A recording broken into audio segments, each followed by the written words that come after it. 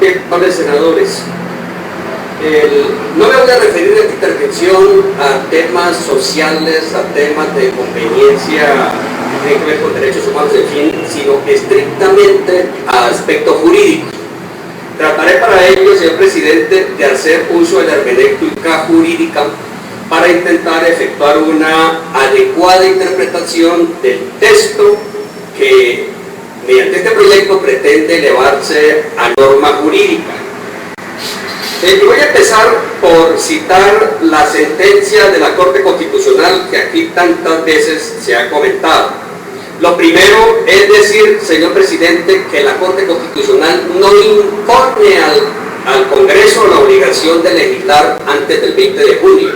La Corte está exhortando al Congreso, o sea, incitando, rogando al Congreso, invitando al Congreso para que antes del 20 de junio legisle, óigase bien, de manera sistemática y organizada sobre los derechos de las parejas del mismo sexo, con la finalidad de eliminar el déficit de protección que afecta a las parejas.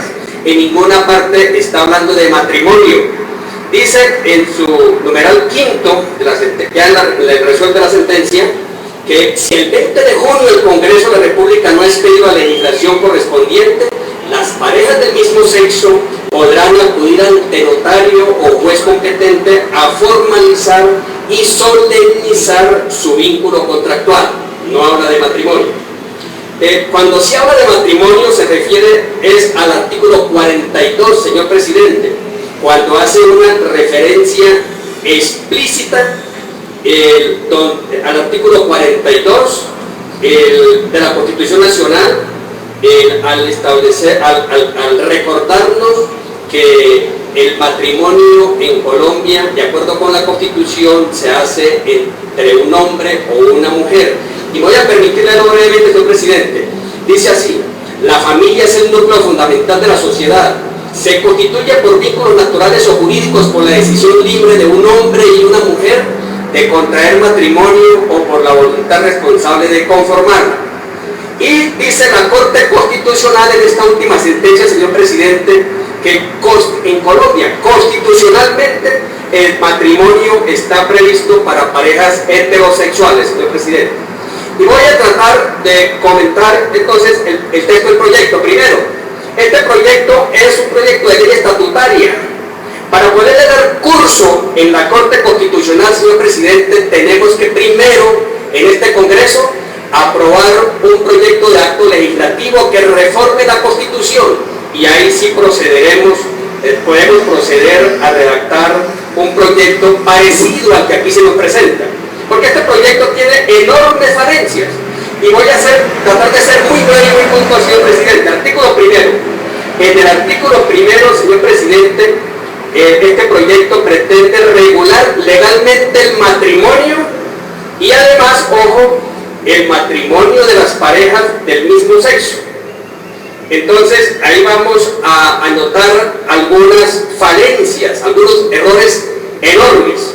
Por ejemplo, en el artículo segundo, en la definición del matrimonio se elimina del Código Civil la intención de las parejas de procrear y se redacta de la siguiente manera, señor presidente: es un contrato solemne mediante el cual dos personas hacen una comunidad de vida permanente y singular con el fin de convivir y auxiliarse mutuamente. De convivir. Concluya la intervención, honorable senador. Yo creo, señor presidente, que ahí se equivocan los ponentes y autores, porque convivir dicen los estudiosos del derecho, es vivir bajo un mismo techo. Tal vez querían decir cohabitar, que es vivir y compartir el hecho. Es decir, convivir es vivir en compañía de otras personas o de otra persona, y cohabitar ya es hacer vida marital. Cuando en el artículo primero, señor presidente, el proyecto se compromete a regular el matrimonio, podemos ir al artículo tercero, donde establece que la capacidad para contraer matrimonio solo la tienen las personas mayores de 18 años. ¿Dónde queda entonces el matrimonio? Se pueden casar con permiso de los padres, el matrimonio entre un hombre y una mujer menor de 14 años. En fin, En el artículo 4, señor presidente, el proyecto pretende modificar el artículo 128 del Código Civil, pero no se dieron cuenta que ese artículo está derogado por el Código General del Proceso, señor presidente.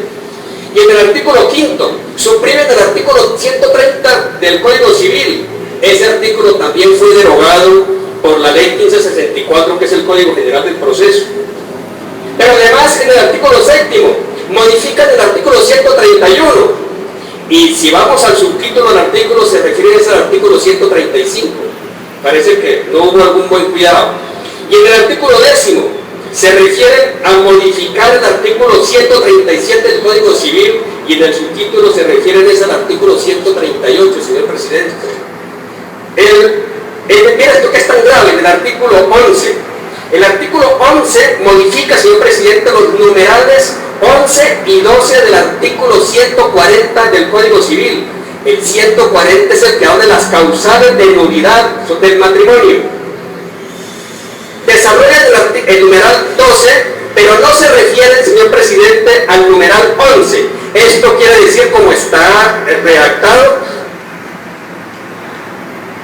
Senador Mauricio Liscán. se corta le hago notar errores tan graves como el artículo primero. Dice, el matrimonio es un acto solemne por el cual dos personas hacen comunidad, etc. O sea que una persona natural se puede casar con Avianca, o Avianca se puede casar con Bavaria. Aquí no se refiere que sean personas estrictamente naturales, pueden ser personas jurídicas naturales. Sigamos muy rápido, presidente. En el artículo 11, el artículo 11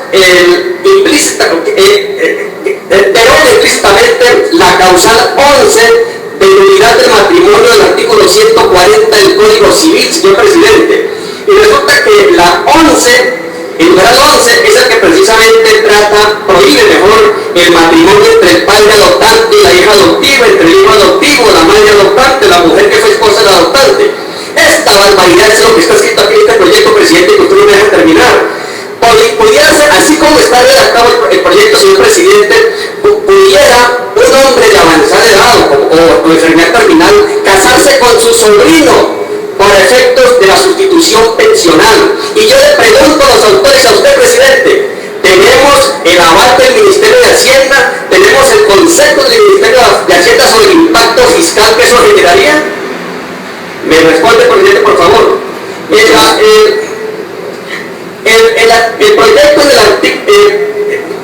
El proyecto incluye dentro de la norma que regula matrimonio los artículos 165 a 268 del Código Civil, que tratan precisamente, entre otras cosas, de concepción de hijos dentro del matrimonio. No sé cómo lo podrán hacer los hombres, la separación de cuerpos, nupcias, obligaciones, derechos, pero deja por fuera el artículo 140 al 164 del Código Civil, que trata precisamente sobre la disolución, divorcio del matrimonio, causales de divorcio, nulidad del matrimonio. O sea que ese matrimonio entre personas del mismo sexo es para toda la vida.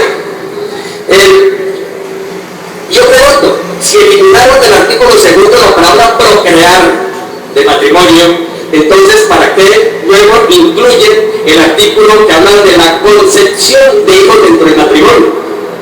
Hay aquí más consideraciones, señor presidente.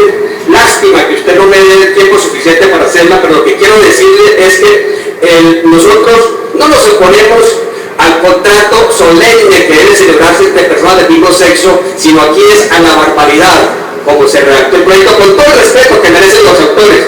Entre otras cosas, y eso le queda bien al senador Luis Barreras, se incluyó en varios artículos la palabra matrimonio o unión civil, que es lo que no están aceptando. Unión civil era parte de la definición del proyecto inicial del senador Luis Barreras. Señor presidente, muchas gracias.